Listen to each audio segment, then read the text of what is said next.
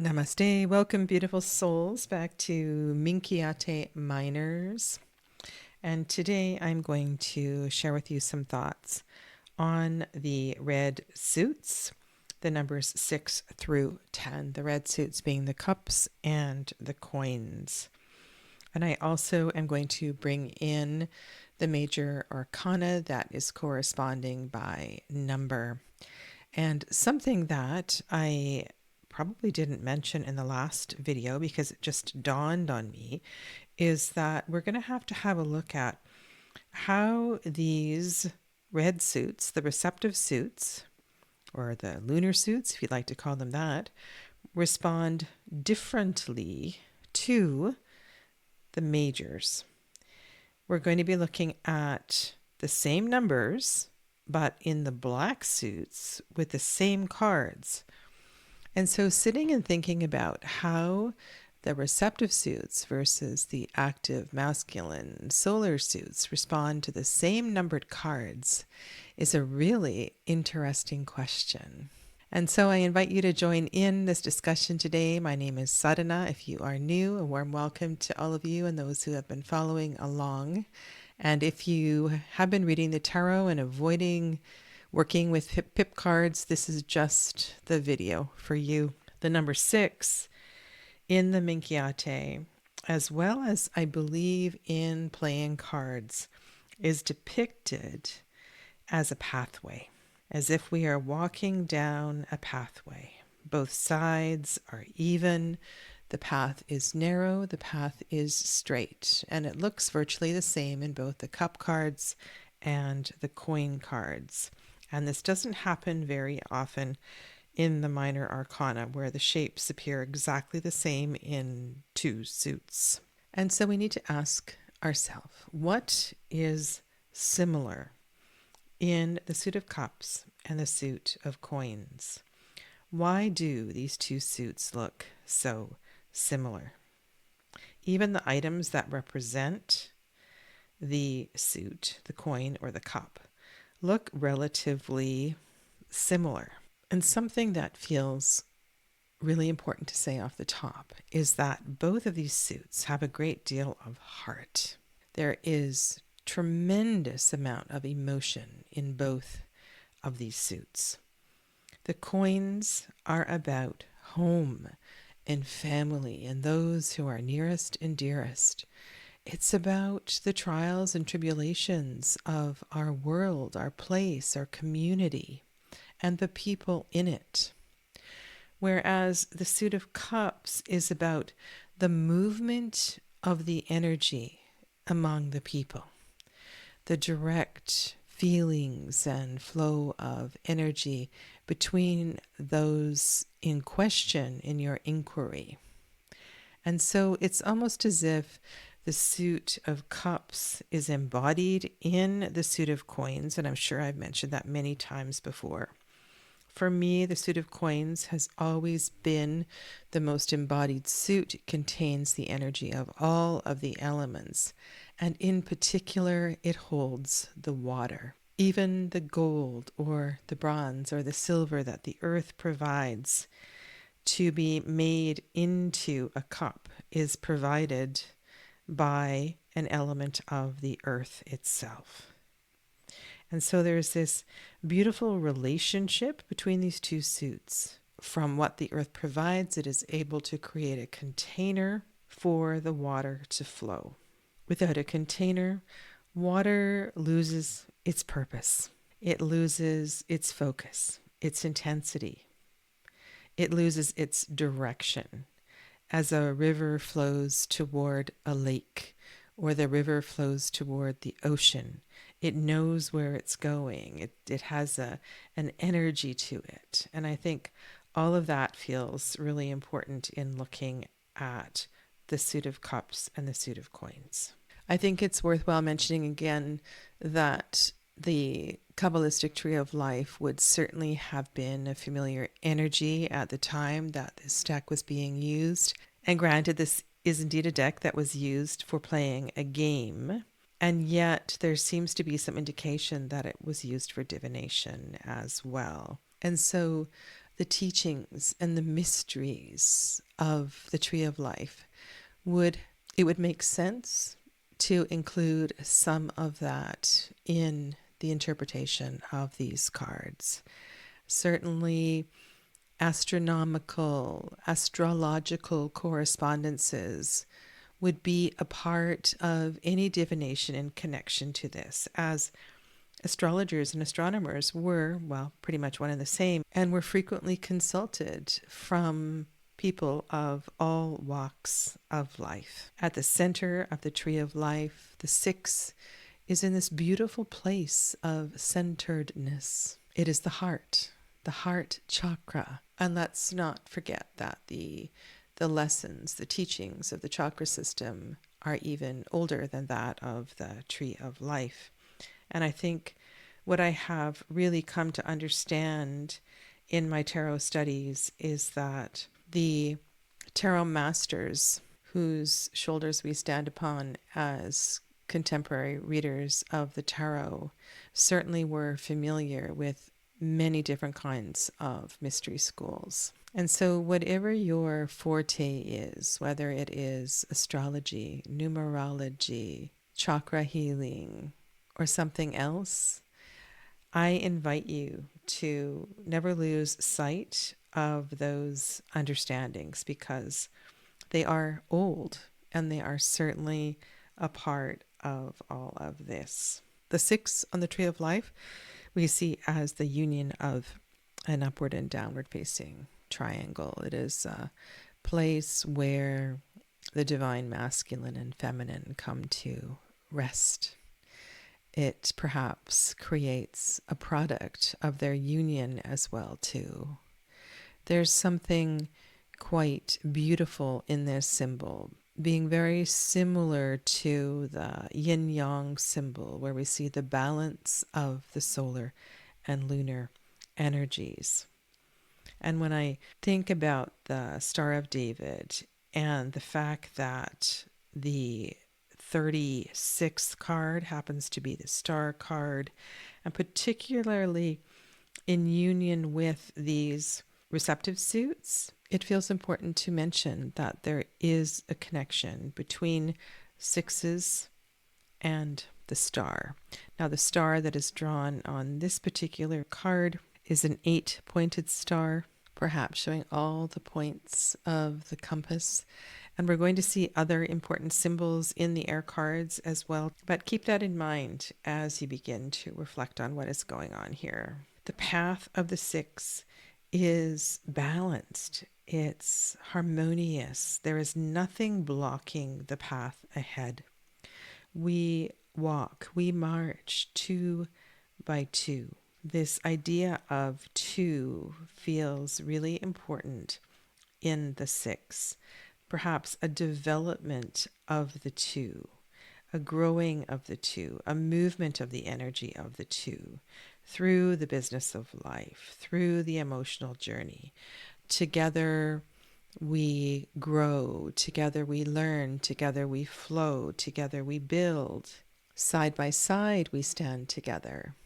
We are a mirror reflection of one another. And yet in the Florentine Tarot, on the coins, we see the faces looking in all kinds of different directions. So perhaps if you are working with this deck, there might be something else that you pick up on depending on which faces seem to be responding to your reading. And remember that you always choose the perfect deck when you're doing a reading, and it is important to respond to the pictures on the deck as well. I think there's something pretty fundamental about working with the energy of the number. And I would say that is going to be your top priority. And then that number is going to be influenced by the energy of the suit or the element that it represents. And you could go in a number of different directions with that as well. And then you can build on that with the shape. And then if there are any other details on the card, I would certainly pay attention to that as well. And you saw that in the Ace through 5, we also had some animals on the Florentine Minchiate. And something I've noticed is that we have no animals on the 6 through 10, just faces on the coins. The sixes, this beautiful number of harmony, is also connected to temperance, a card which we also speak to in terms of harmonizing and balancing the solar masculine and lunar feminine as part of our personal growth and wellness. Temperance, whether it is taken in that way or we look at its energy as one of moderation and making good choices so that we are indeed balanced and well. I think this fits really beautifully with the energy of 6. We have 2 virtues, the virtue of temperance and the virtue of hope. That is a part of this number 6. So 6 temperance, 16 hope, 26 Scorpio, and 36 the star. When I look at the hope card, it feels to me as if the crown is moving towards the figure in the card. The crown is landing. Something is realized. You might see it as a floating crown. You might have different relationship with the virtue of hope. And if you missed that episode, please go back. I had a wonderful time recording the virtue episode. Hope is a virtue to be treasured, and it feels, along with faith and all of the virtues, actually to be an important part of the heart space.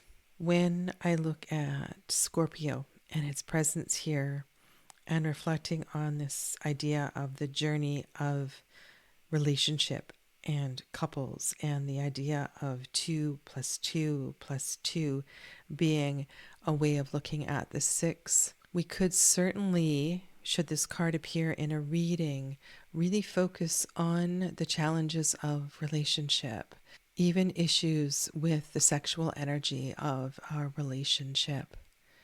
Scorpio is a sign that has several evolutions, and I think it's important to reflect on the question of the tarot reading to know how we're going to approach the energy of Scorpio, whether it is in its initial phase as Scorpion, whether it is emerging from the deep, whether these are questions of darkness and depth, or whether Scorpio has begun to transform into a higher frequency. And certainly if these 2 cards showed up together, I think that would be highly unlikely. We have so many cards in this tarot deck, and that is why I will be reading with larger spreads when I'm doing readings for individuals, not quick demo readings, because I think we have so many great potential interactions among the 41 major arcana in the deck with the minors. At the center of the Tree of Life, you might also want to look at the energy of sun, the vitality, life force energy, and how the 6 reflects the sun. If you're picking up on Christian symbology, then of course the luminary of the sun would be a synonym for, would be a reflection of the Son of God as well. And so there are, it seems, an infinite number of possible directions to go when looking at these minors. Number 7, this arrangement on the coins card to me is so very interesting. We still have an upward, downward facing triangle, but they seem to have come apart. They're pulling apart. It feels as if they're not moving towards each other, but they're pulling apart, and something in the center is being analyzed. There's a point in the center that the heart space needs to pay attention to, or wants to pay attention to. you could look at these six as the six of the sixth number, the six of the heart, and then this one in the middle. I sometimes feel like with this six of coins that the family is encircling the one in the center, a bit like a Ho'oponopono ceremony or a family counseling or some kind of community gathering where we all come together to support the one who is in trouble. Now, with the suit of coins, we tend to think about things rather than people. But I also feel that there's a variety of family issues that are going on in the suit of coins. And because these are the two receptive suits, there tends to be a lot of responses to questions about people in our life in both cases. In the cups, it's very obvious that one is standing alone. There are three on one side, three on the other, and one person, a particular emotion, situation is standing in the middle, and it's causing a sense of separation. We're not all feeling the same way. We're standing on different sides of the fence. It could be quite challenging. This could be you coming forward with something that you've wanted to share for a long time. Remember that the numbers are ascending, or in the case of the Tree of Life, they are descending, moving towards Malkut.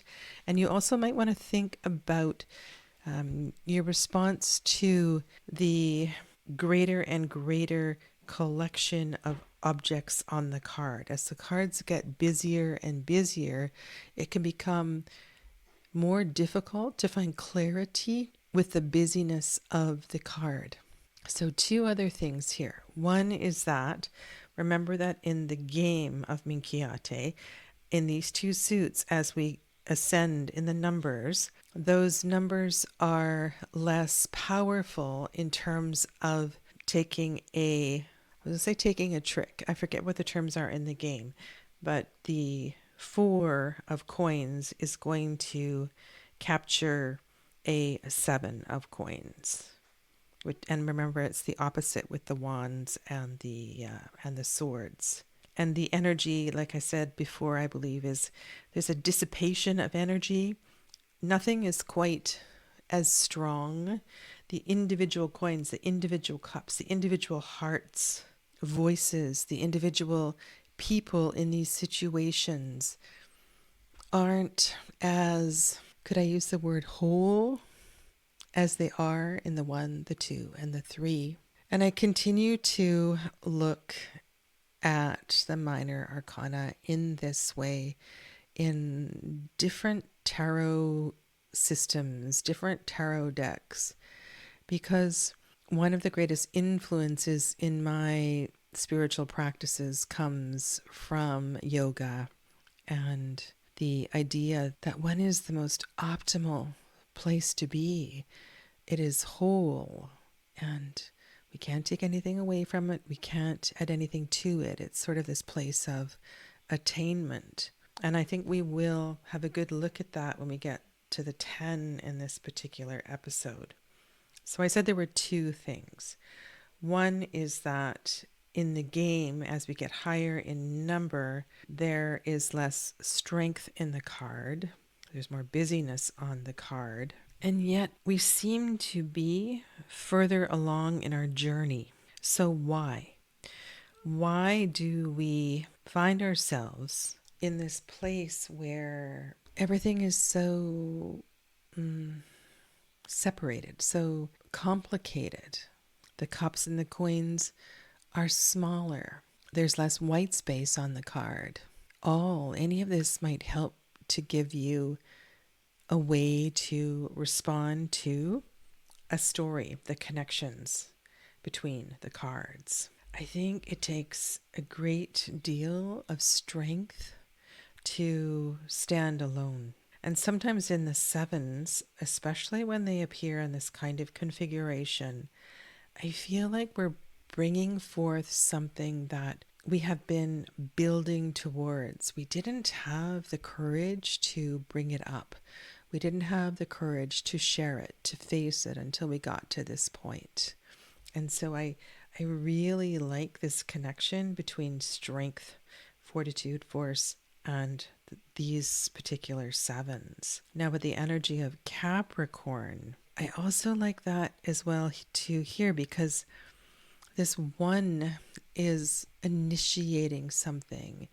It may be speaking something for the first time, Capricorn being the first sign of the zodiac. And I know it's not the first card in the zodiacal cards in this particular system, but still, it is the first zodiacal sign. Capricorn is standing tall.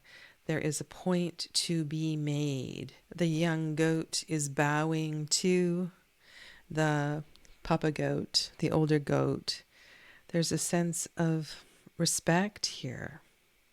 And maybe you would find that the others, the people on the south and the north, actually are not only surprised, but proud of you for sharing this feeling, for standing alone. Seven is also Netzach. So when I think about Netzach and its power and its connection to the planet Venus, I think about our ability to really treasure the sensorial experience of life. If we appreciate the gifts of life, if we learn to really be in our day, be in our feelings, be in the joys and the pleasures of our life, then that seven can bring us a great deal of comfort.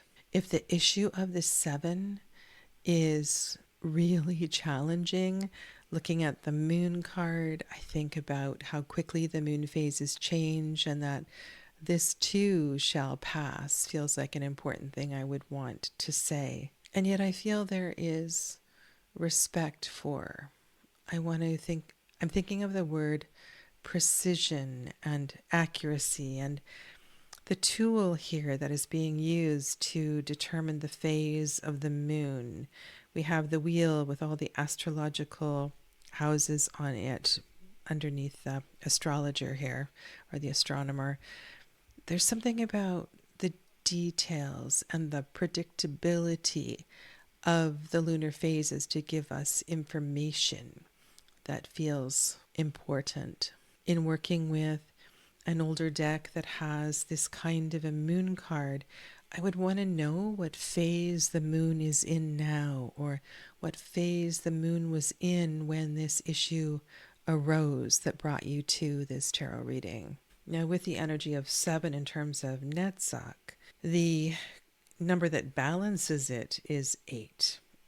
And regardless of the system of tarot I'm working with, when I see 7s and 8s together in a reading, I know that we are working together and working to a harmonious solution. I like that prudence is here. It speaks to thoughtfulness and wisdom and a greater sight. And so we seem to have different kinds of insight available with these two cards, whereas with 7 and 27, it seems to speak more from the heart than the mind. And because the cards that are on the table right now are cups and coins, I can only speak to what I'm feeling in terms of cups and coins. I know that when blades and batons are on the table, it's going to feel different. It's going to have a different pace, a different light to it, a different color. And how wonderful it is in a reading when we have more expanded information about a major in terms of a same number minor showing up in a reading.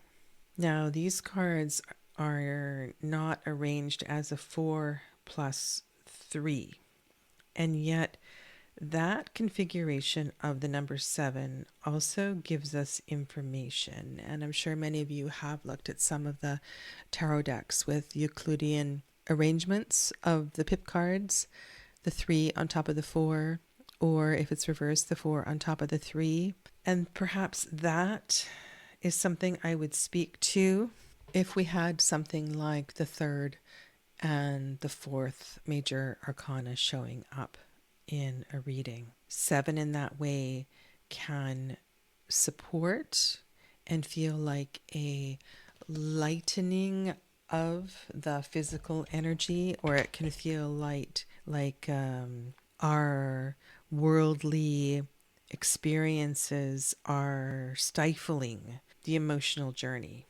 And so it really depends on surrounding cards. And in a way, I'm sorry to bring in so many different things, but I know there are a lot of people who look at the simplicity of these cards and think, how am I supposed to read that? Well, you may not be here yet, but there is so much to work with. And it gives you so much more freedom when the cards are painted in such a simple fashion. When we have a lot of detailed illustration, it really does draw you into a more narrow point of view. And unless you are working with a tarot deck whose creator has a lot of hidden symbology and is aware of a wide range of tarot history, I think you're going to get a much better reading with pip cards such as this. All right, number 8. Note that with 6, 7, and 8, we have 2 virtues associated with all of those numbers. That's pretty cool. A zodiacal sign and an air card. Here we're looking at the sun, the energy of love. This is the sea goat and Capricorn, justice and faith. Remember how I mentioned that in the 7, with the way that the triangles were facing, it felt like in the 7 of coins, they were moving away from the one in the center. But this is switched in the 8. Now we have the 2 points moving towards the center, and we have 2 in the middle. So it has, to me, quite a different flavor, and I really like the arrangement of the coins on the 8 of coins. The 8 of cups is a little more challenging to work with, but it does feel like a sense of building energy. There is a foundation, something building on the foundation, and then what is on the top feels a little more tenuous. And so I want to pay attention to the 2 cups at the top.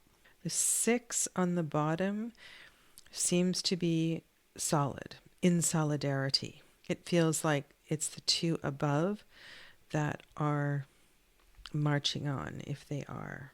They are also top of the pile, top of the heap. And I haven't decided yet if I will be in the Tarot Minchiate Restauré, be working with the dots that are on the card. I think I would have to have several cards out on the table to determine whether or not that I could make something of the 2 dots, like one does with the floral embellishments in the Tarot de Marseille. So why justice here? Why does this help? Why would this be a good card to show up when we had an 8 of emotion or an 8 of family, an 8 of business on the table? Well, I think there's all kinds of reasons why justice would be an optimal card, a wonderful card to show up here. Justice as karma, justice pointing towards good choices, things moving in your direction, or There's always that underlying lesson that even if you're not sure that you have made the right choice in this particular situation, karmically, this is exactly where you need to be. Lady Justice sees a much bigger picture than we do. And justice as a virtue takes on quite an elevated energy for me anyway. I don't see this as connected to matters of legal issues very often. And then with the sword being in this particular card, I want to think about the number 8 and Hod and clear sight and the wisdom that is applied there. Something has shifted in this receptive energy to make it feel more stable.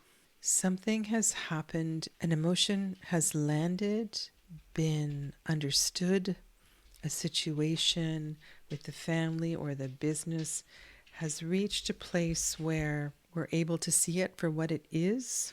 It feels like with Capricorn showing up here, this would be a wonderful sign to go forward. Capricorn being a cardinal energy, a building energy, and the sun certainly would send a sense of warmth and support to respond to these number 8s in your reading. Even if we don't understand why things have turned in this particular direction, faith asks us to trust. And trust is such a high frequency. There is an energy here of letting go of needing to control. And though in the game of Minchiate, these might be less powerful cards, in the development of these suits, we learn more, we integrate more, we begin to understand more. And hopefully, I think in the suit of Wands and Swords, this is going to be more challenging, but in the suits of Cups and Coins, having faith or the faith card showing up in a reading might provide a tremendous amount of support and comfort, with this card being a response to the question that we have asked. Now, Mercury is the planet for Hod. Mercury moves very quickly. There is an abundance of associations here, from traveling to healing.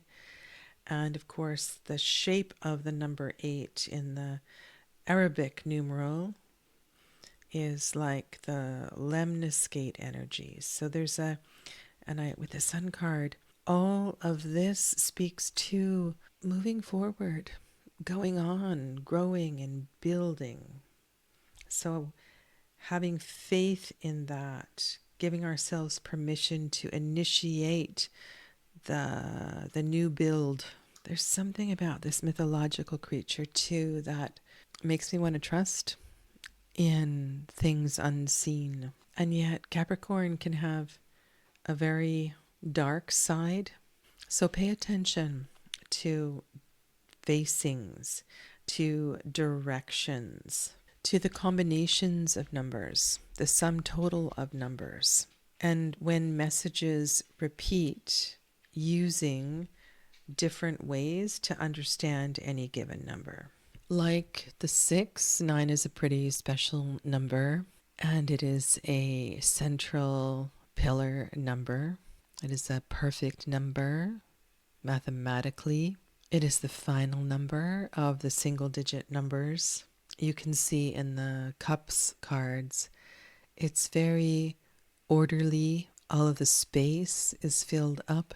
It's full, it's balanced, it's rich. And in the Coins card, the arrangement has a different kind of feeling.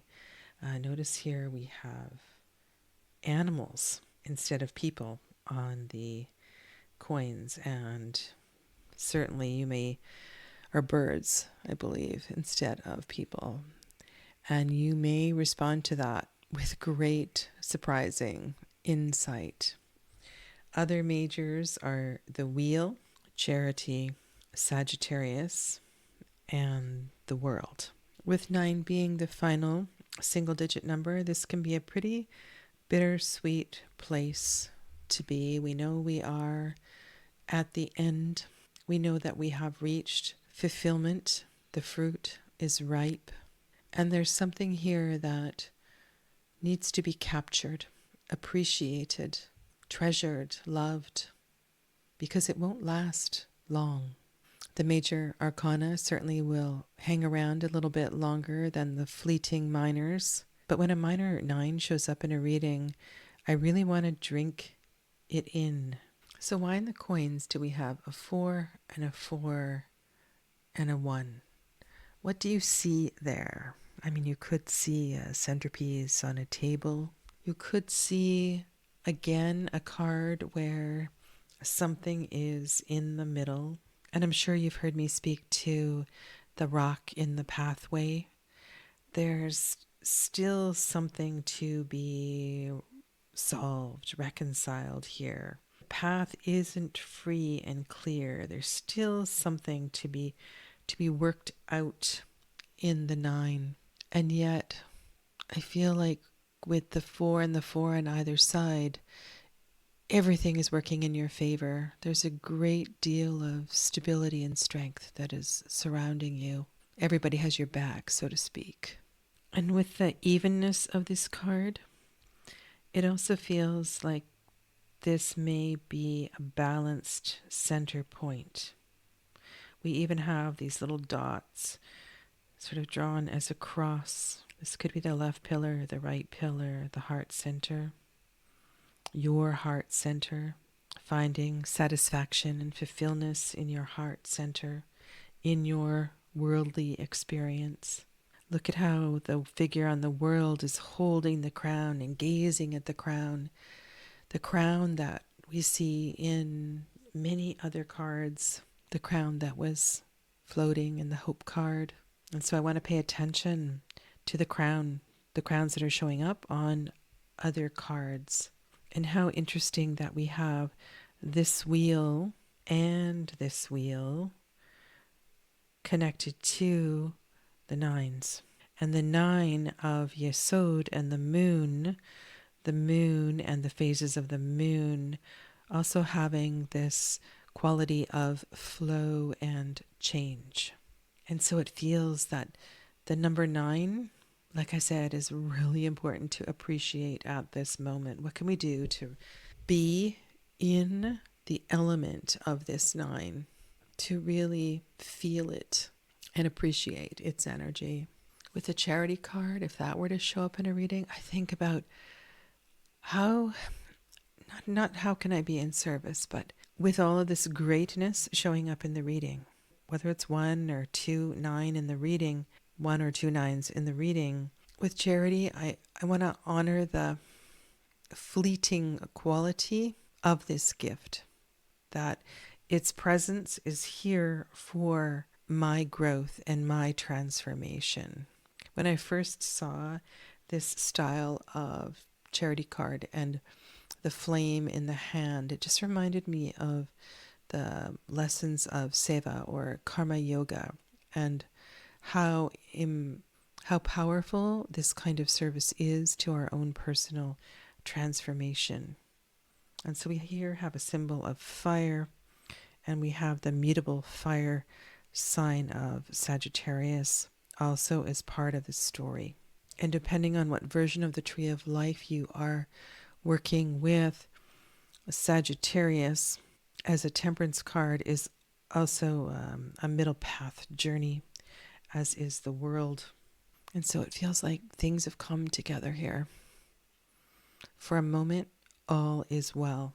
So this is the first group with no virtue cards. We have the Chariot, Fire, Cancer, and Trumpets, or the Angel card. As I gaze at this particular card, I'm really dating myself here, but there was an old TV show called The Waltons, and at the end of every episode, you would hear the family members saying, Good night, Mary Ellen. Good night, John Boy. Good night, Mama. Good night, Papa. And they were all saying good night to each of the family members. And this card, somehow I feel that energy, like we're saying goodbye. We are acknowledging that this is done. We're complete. I'll see you when I see you. And when I look a little more closely and I see a 5 and a 5, and I think of the energy of 5 and Geburah and Mars and a double Mars energy, there's an intensity to the change that this card represents. And if you look at it in terms of the angel card, I feel like we've stayed long enough. We don't want to outwear our welcome. It's like that situation where we have sat as a chairman or a vice president on a committee for a long, long time, and we just don't want things to go stale. It is in our higher interest that we allow for a transformation to take place. And I think these are two beautiful cards of transformation.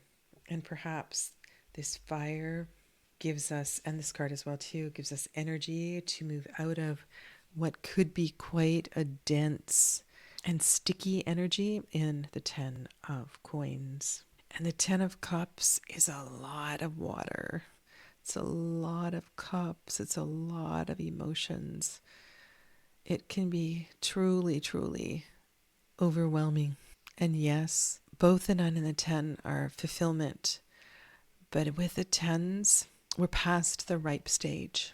And so there may be, a final kick at the can, so to speak, but it's, I'm already feeling the pull to the ace. And I love that the Chariot is here. Both of these cards, actually, well, I don't know, in a way, all of them. I'll speak to Cancer in a second, but the Chariot and Fire and the Trumpets give me the energy I need to let go and move on to the next stage.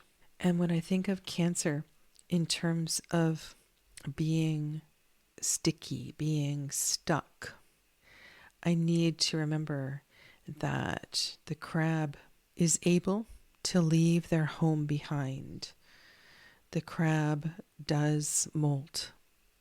And for a while that feels kind of vulnerable, and they will grow a new skin.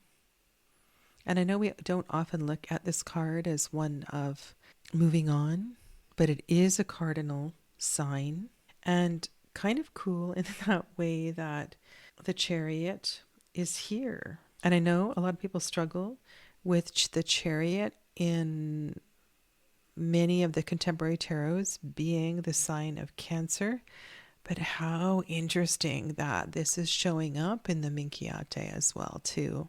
And I could go even a step further and say that this card is assigned primordial fire in the Golden Dawn system. And here we have the element of fire. So lots of interesting connections to reflect upon. So let me know, when you are working with pip cards, where do you begin? Do you start with number? Do you start with shape? Do you have fixed keywords for each of the numbers? Or are you able to somehow incorporate many of these layers together to respond to a question? I can't wait to hear your feedback, and let me know if any of this has opened up some more food for thought in terms of your tarot readings in general. Thank you for being here. Take good care. Namaste.